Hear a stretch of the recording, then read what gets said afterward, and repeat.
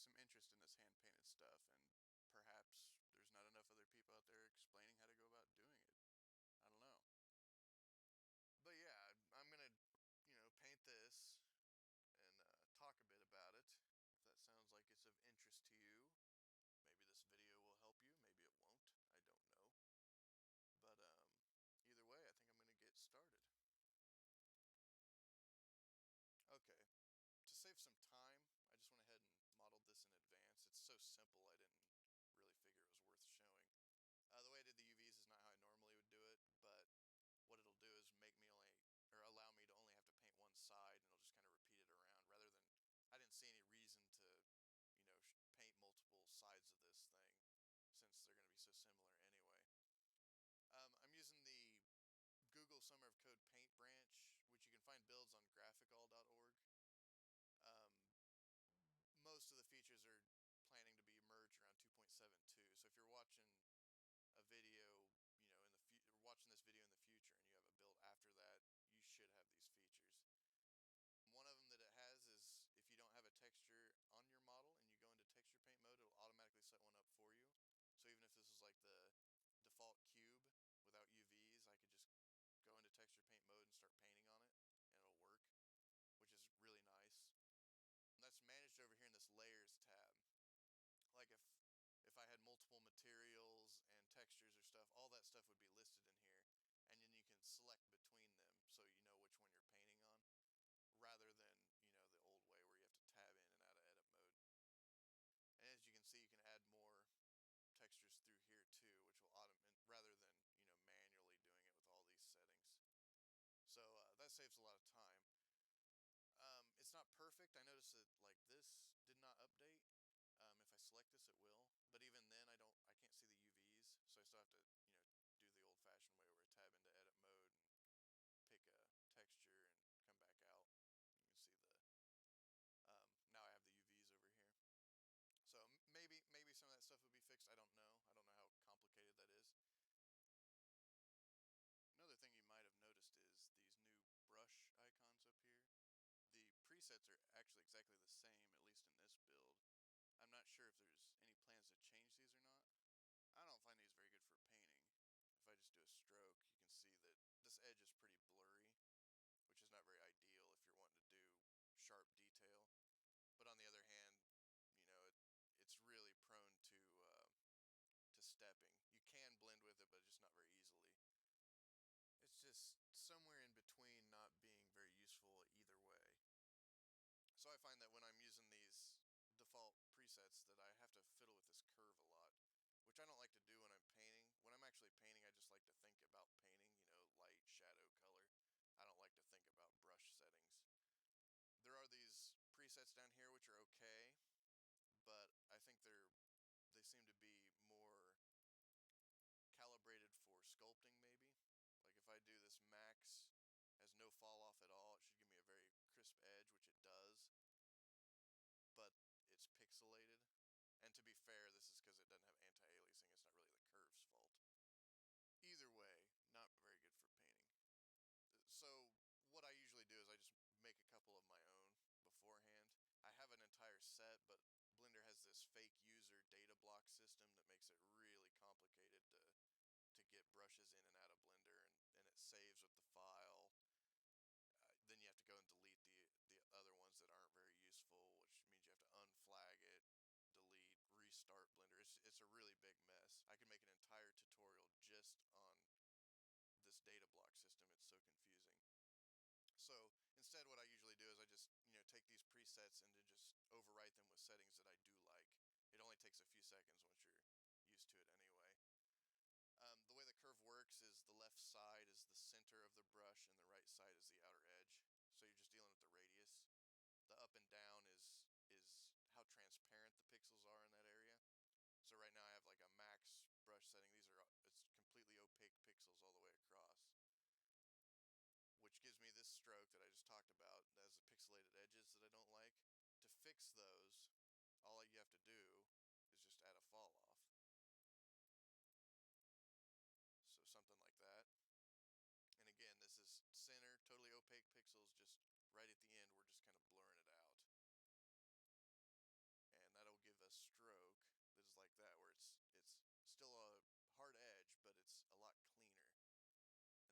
brush that I want is totally the opposite, where it's completely soft. And to get that, I just start with this diagonal and go all the way down where it's almost transparent and just has a fall off, and it'll give a brush that's, you can just build up and get nice smooth transitions. I'm actually using a mouse right now. When I switch to a tablet, this is even easier to do.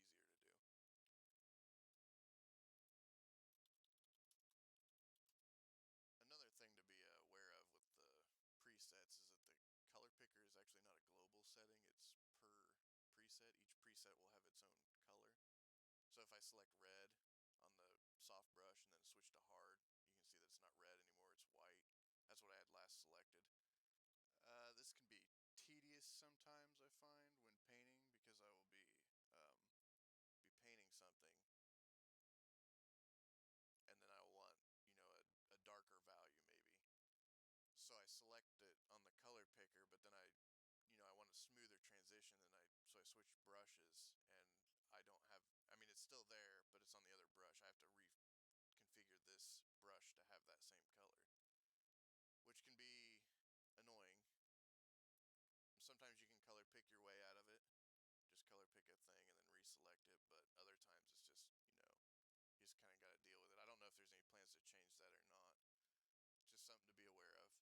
The last preset that I'm going to set up is just a fill, which is actually a new tool for this branch. There's also masking, which works like sculpt mode. I'm not going to demo that in this video. Maybe, future,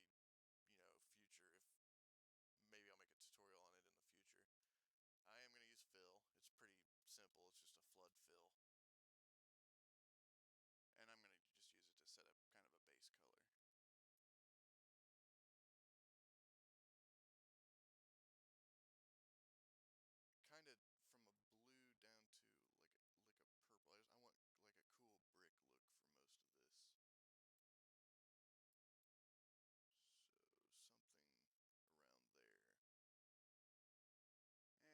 sure that the whole thing gets filled, I turn off occlude :normal.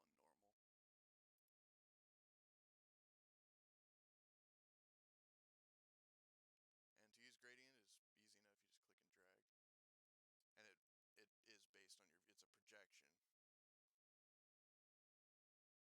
gradient is easy enough. You just click and drag. And it is based on it's a projection. Notice that it's not getting this top piece. I don't know. I don't know why it gets these, but not that. Maybe the angles on these is a little off. Another feature of fill is if you go into paint mode in the UV image editor, there is an additional option for fill threshold. By default it's 0 and it's only going to fill one little pixel. The higher up this goes, the more colors it'll bleed into. So if I just do like a 0.010, it's going to fill in all this black. So like that, it's a fill tool. About every image editor has something like that. Let's see. Before I forget, I want to turn these back on. And the other thing I wanted to do is change the top piece and the bottom piece more to a warmer gray, like a different material than what the middle part bricks are going to be. So to do that, I'm just going to switch to a hard brush, change it to color blending mode, and with the color I want. And then I'm just going to paint it over in here. And with the color blending mode, it's going to keep the values the same, but just adjust the hue on those pixels to get something like that. Since these are going to be the same material, I don't want this to get quite that dark. I want a little bit of a fall off, but that almost looks like it would be the material itself is interacting with light a bit different. So I want to brighten this up just a little bit, and I'm just going to use a mix with that.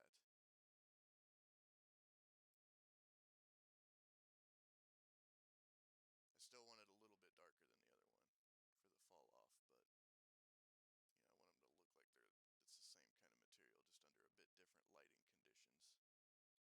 So to kind of color more efficiently, what I try to do is work on the whole model at once. It's just an old painting rule. You don't want to get caught up in detail too early on, or you're probably going to run into problems. I just try to the whole thing at once and just kind of refine the detail all at the same time. I've just find it a little bit more efficient. It's a pretty common workflow. It's not always easy to do in Blender. Like if you have a complicated model, you have to switch between things because you can't paint on more than one object at a time, but it's usually the best to try to do it that way. That looks like it should be a bit brighter than that. Let's see.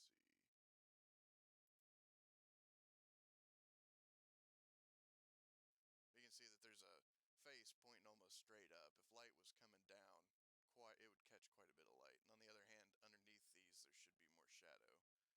So I find it better just to block in big stuff like that first, which is what I'm going to do here. I think that's a bit too bright. Let's tone that back a bit. And I'm not going to be perfect. This is going to be a really beat up thing by the time I'm done detailing it anyway, so no reason to try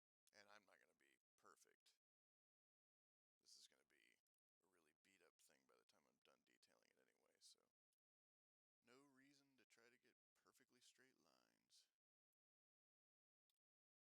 I think I'm going to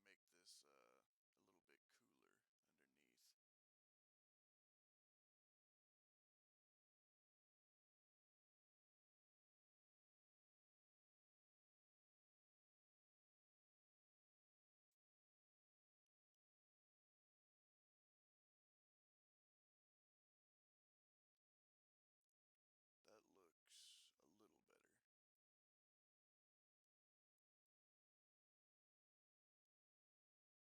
bit cooler underneath. That looks a little better. I think that needs to be a bit darker. And then the corners of things, actually let me get these angles up here on the top part. Or I guess they're this piece.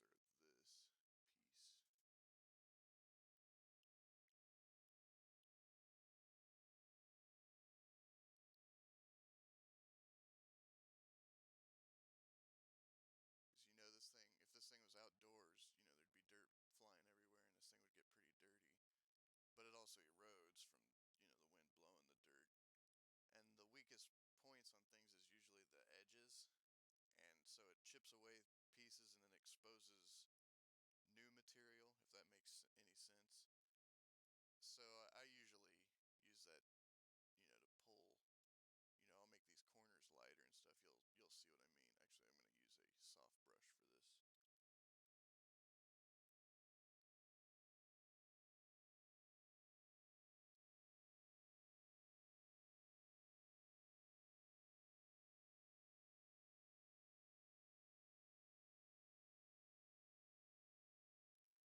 Actually, I'm going to use a soft brush for this. So it'll be the edges of that. I think I'm going to do the same thing with the...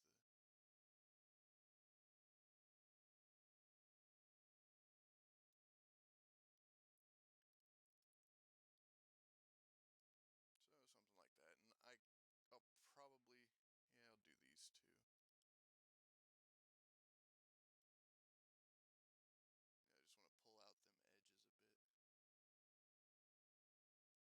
Yeah, I just want to pull out them edges a bit. Then I'm going to use a new tool, which is the line.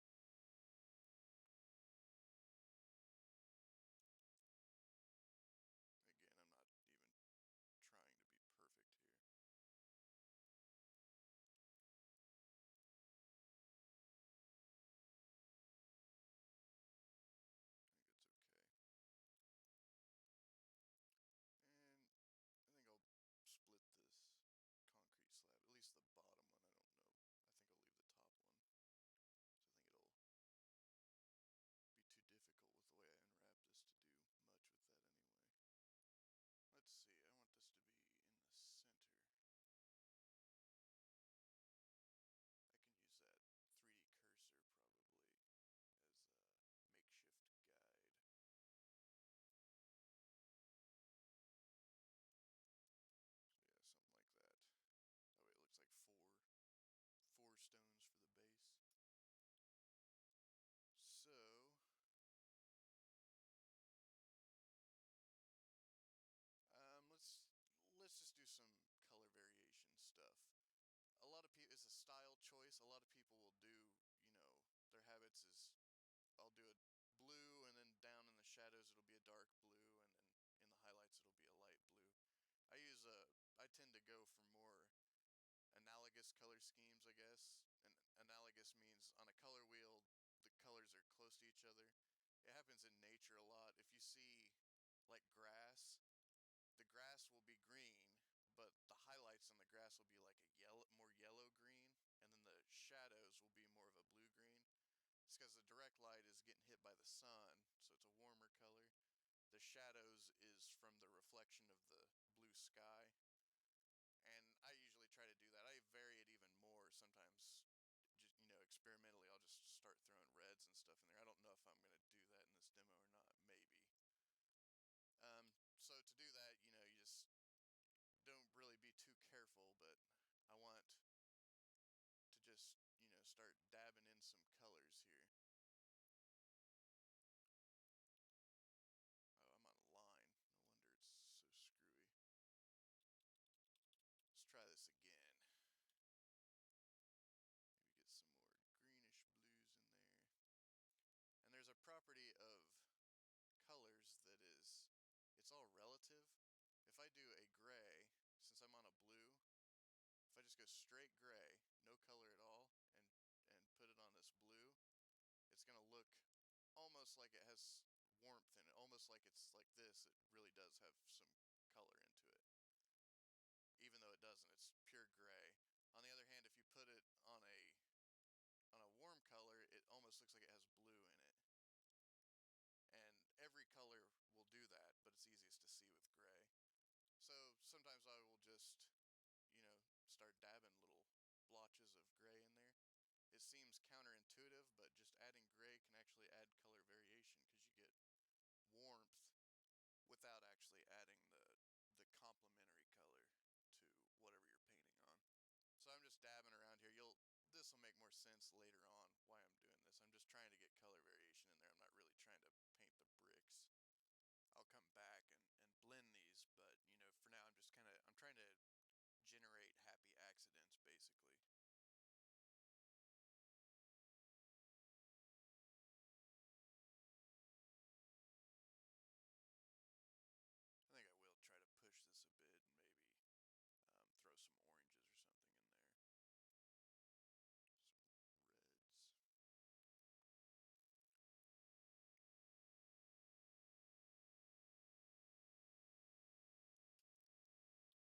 I said.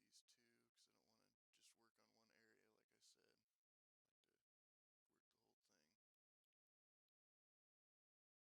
Another thing you could do here is actually use texture brushes. I'm just keeping it simple and sticking to round.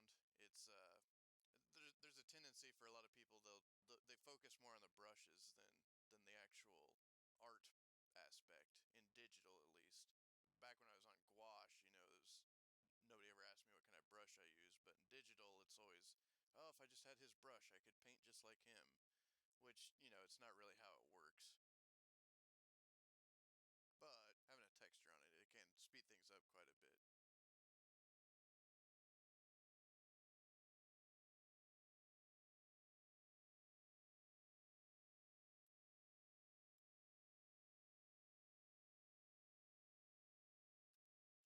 So I'm going to go ahead and start blending these in. I'm actually going to blend them mostly with this hard brush, and to do that I just color pick what's there and then kind of smear it around a bit and try to make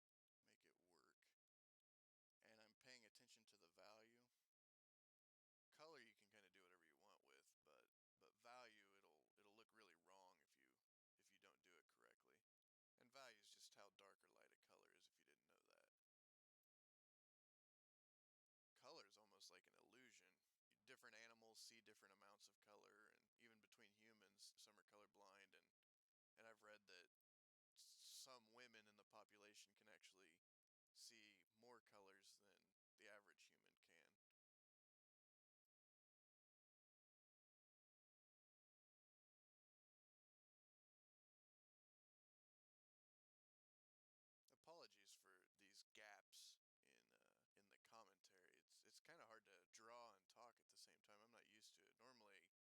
just throw on a podcast or something and just paint away. But it's actually kind of interesting how difficult this is to do. I paint all the time, so most of the stuff going through my head as I'm doing this is really routine, but needing to actually speak it out loud kind of makes me second guess myself a bit, and it's difficult. You know, people who do this stuff, props to you, because a lot of you guys make it look a lot easier than I think it really is. I'm probably gonna lose a lot of that gradation that I had at the beginning, and that's okay. It was mainly there to give me a starting point. I can always add it back at the end if I want it. It's uh it's a thing in art. The most daunting thing is a blank sheet of paper, right? So the easiest thing I find is just to get rid of that as quick as you can. It doesn't even really matter how. I could have painted this any color I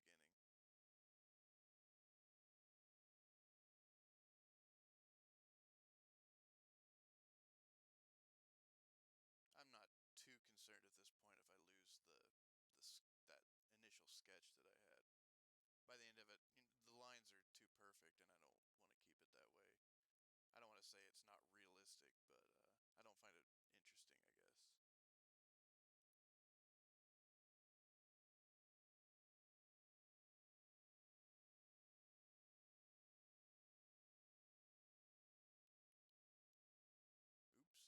Oops. That's something you have to be careful of with projection paint. Sometimes I do that and I don't notice it until a lot later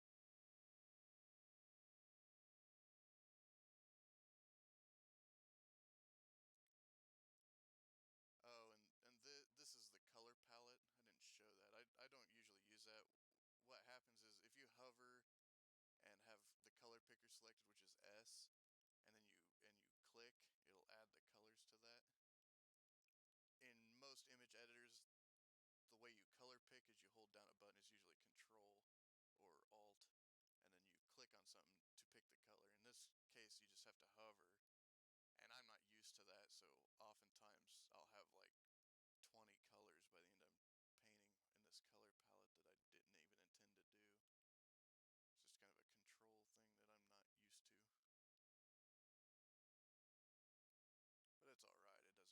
just kind of a control thing that I'm not used to.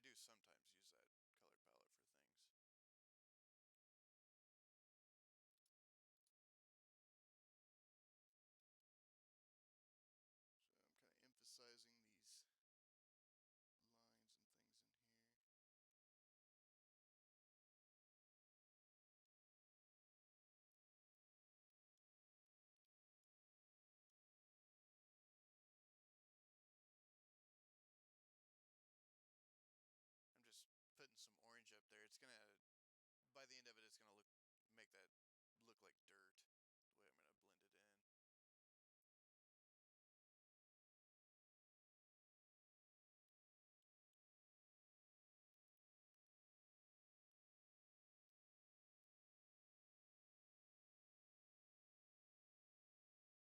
It's gonna, by the end of it, it's gonna make that look like dirt, the way I'm gonna blend it in. And you could use a soft brush if you wanted for stuff like this, because this is all, when I get into the tighter detail, this will all come together and it'll look okay. Right now it just looks like crap, but it's just the way it starts. This is this is kind of like the reason I work on the whole thing at once is it's like I could technically stop here. It doesn't look very good, but everything is technically done. But from here I can just spend hours and hours just refining it until it looks really good. Whereas if I just had done this one brick and taken it all the way to full, then I'd have to do it again and again and again and again. It just seems more daunting, and then on top of that, like, this one will wind up being like, by the time you get up to this brick, you've got new techniques that you've figured out, you're all nice and warmed up, and this one will start looking kind of crappy, and then you'll want to go back and just redo that, and it becomes kind of like an infinite loop. Whereas if you just do the whole thing at once, everything's going to be a lot more even.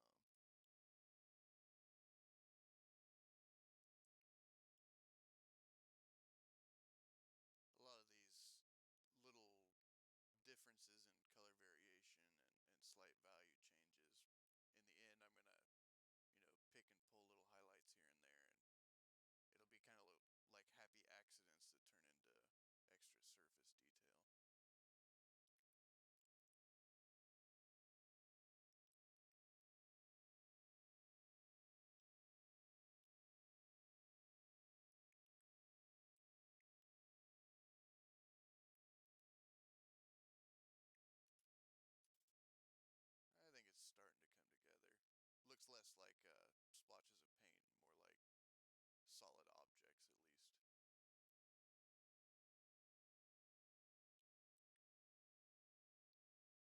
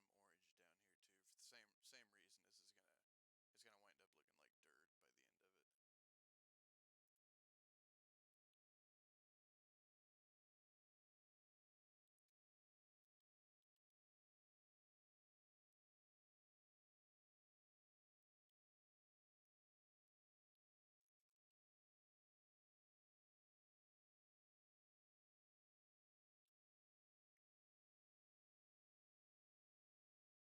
I think I'm gonna pause here for just a second and see how I'm doing on time. Uh, so there might be an awkward cut in here. I don't know. So I think just to keep this from running on forever, I'm going to,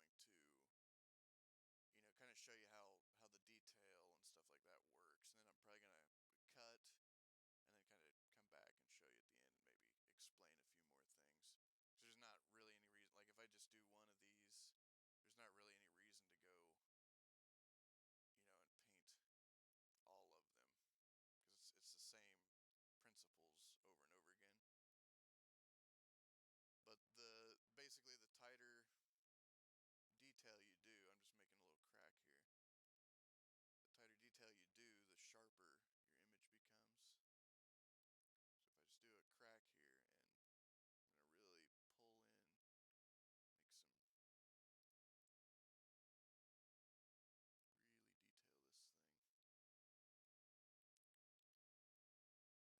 And you can just do, it's easy enough, you can even just do dots and things. Just knock little chunks out of that corner.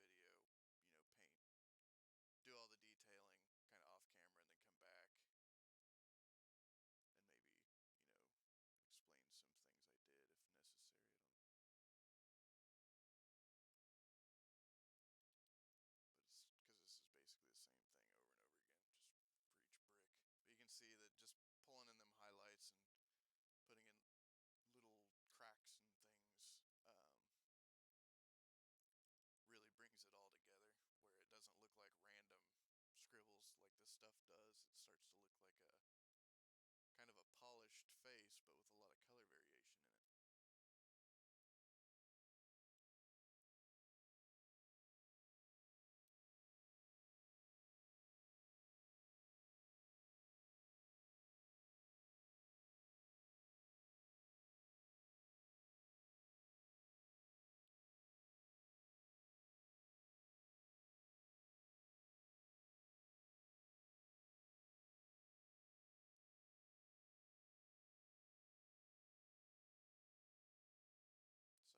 So something like that, it starts off really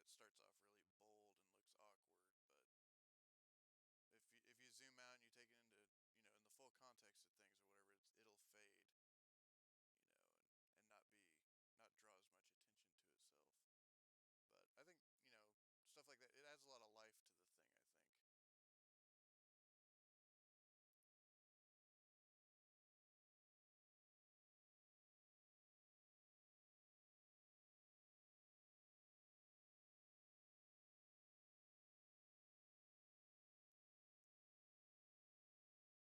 I don't want to go too crazy with the cracks and make this thing look shattered or something where, that just wouldn't work. But at the same time, I do find that kind of stuff really fun to paint. I just have to err on the being a bit conservative if I can.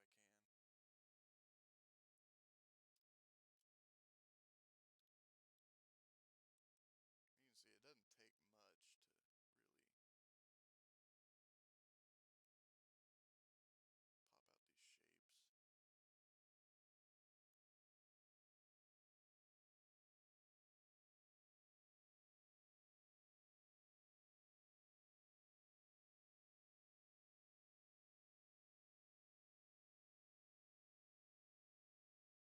I'm keeping it pretty simple in this demo, but the cracks and things on this are an area you can really play with stuff like that.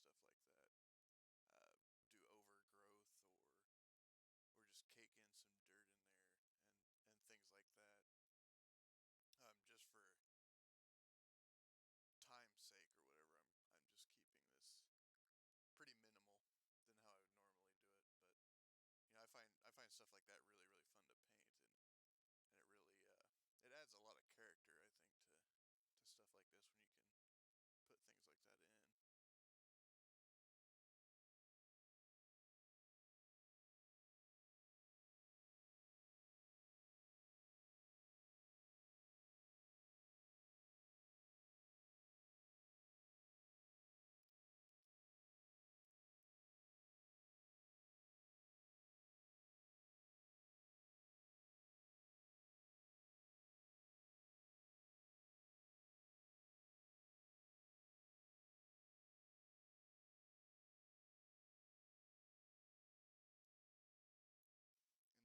And then also with the brush strokes, just a second here. When you get these, you got all these varied brush strokes and stuff. Let me make a couple just slightly darker. You get some you get some little slightly darker things like that. If you take just a little bit lighter thing, a lighter shade, you just kind of really lightly do that, it'll look like even more detail on the stone, kind of like a chunk flaked off a bit. Let me do some on this one too.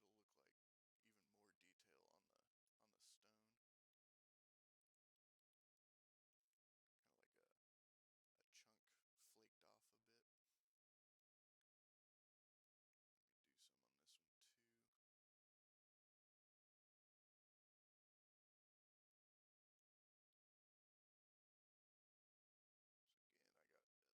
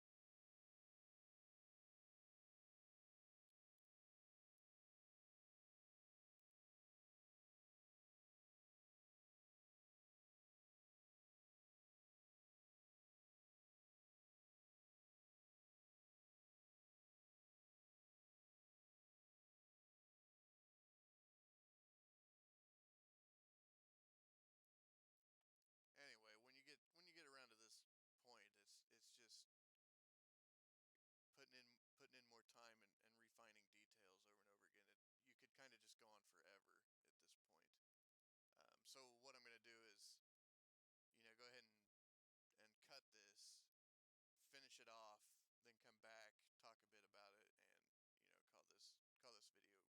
I think because there's just no reason to watch me meticulously detail this thing for another 2 hours or whatever it'll take. So yeah, be back in a sec. All right. Sorry for cutting so much of this. I know that's gonna bother some people, but I just I don't want this to drag on forever. Hopefully at this point though, there's not too much mystery in how the rest of these were done. It is the same technique I showed, repeated over and over again. I didn't change brushes or anything like that. It's if I zoom in and just analyze this one block, you can see, well, I got some orange color in there. It looks like a little purple, some blue green, and some gray. And then I just pulled out highlights and, maybe put in a little bit of shadow. Same story for every block. It's, you know, time and, and practice is all you really need if you're not used to painting to get to this point. Another thing I should talk about is when I do like cracks and dirt, I try to ground that kind of stuff in reality a bit, if that makes sense. Like this bottom piece, you can see is pretty dirty and worn down and damaged compared to this top piece, which it still has dirt and damage, but just not to the severity of this bottom part. And that's just it's basically because this is lower to the ground. More dirt's going to accumulate down here, be it just blowing around or even rainwater washing on this down the column is going to just accumulate dirt down there at the bottom. And being low to the ground, even a little kid could climb on here and maybe rub their shoes and chip away these corners and things where they're less likely to be up here and damage this as much. Um, I just try to keep that stuff in the back of my mind. It's not anything that anybody notices, but I feel that it gives my worlds a bit more authenticity than they otherwise would have. Even if they're highly stylized, it it works out that way, which most of my stuff tends to be pretty stylized. But yeah, I think the last thing I'm gonna do, I'm gonna add that a bit of that gradient back that I had that I've kind of lost. I'm just gonna use this masking tool. If you've never used this, just turn it on, and then all it's doing is whatever you have selected in edit mode, whatever faces, I should say, is what it's gonna limit you to paint on. Easy enough. And I'm just gonna use that with the fill tool. I was messing with this earlier, and it seems the gradient doesn't work with blend modes. Like normally I would do it like a black to white and just turn on multiply, which will cancel out the white, and then paint it on here, and I'll just get like a darker transition down here to nothing. But blend modes don't seem to be working. So the workaround is I'm just gonna go black to black, but then turn down this alpha on one end. It'll give me the same effect, it's just a different way to do it. Let's see, I need to turn strength all the way down. And I just want this to be pretty subtle. Yeah, that's fine. You can see that, it's not anything that I would want anybody to notice necessarily, but it just kind of indicates that there's a little more light up here than there is down here, and that just kind of gives it a bit more depth. That's all. But yeah, I think that's gonna do it. I'll try to upload this model somewhere in case anybody wants to download it